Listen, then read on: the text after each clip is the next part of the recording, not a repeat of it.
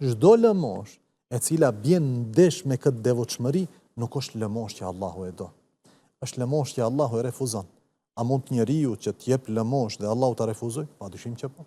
Apo në hadithin e njohur të 3 personave të cilët do të vinë në ditën e gjykimit dhe Allahu na ruaj do të jenë të parët me të cilët do të ndizet zjarri i xhehenemit, një prej tyre ishte pasaniku që shpenzonte në rrugë të khairit, në rrugë të mira, në kauza të larta. Mirë po motivin e tij kush e din? Askush përpos Allahut. Tha robiem, pse i ke dhënë gjitha këto? Ke dhënë me miliona. Ke dhënë pasuri kaq të madhe. Tha i kam dhënë Allah për të kënaq ty dhe në këtë rast mundohet ta gënjej Allahun, sepse gjithë jeta e tij ka qenë një lloj maske përmes së cilës ai pas së cilës është fshehur.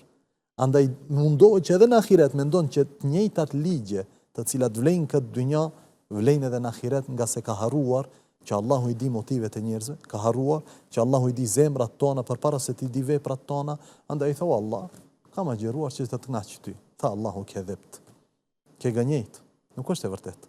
Andaj thot pejgamberi Allahu te alayhi salatu wasalam, urdhron Allahu me laçi që ta hudhin në zjarr.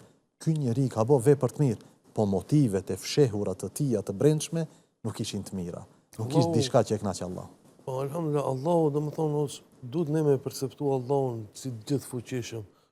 Nuk mundesh me e gënjy Allahun. Pas një dyshim. Nuk mundesh. Kur e jep ti lëmoshën, dush me ditë, sipas asaj që po thua ti hoxh në rrum, se motivi kryesor është me e kënaqë Allahun.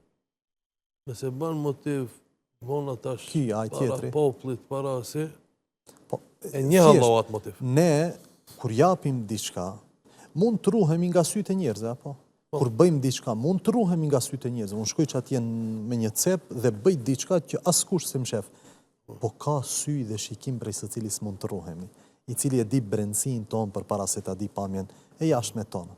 Ajo shikimi Allahu xhallahu ala. Andaj Allahu është el basiru, ai që sheh dhe din, el alimu që din gjithçka xhalla xhelalu. Shikimi i tij, dijes atij s'mund t'i fshihemi. Për këtë shkak, lëmosha duhet të ketë çat motiv që e përmendëm. Ta kënaqim Allahun ton xhalla xhelalu.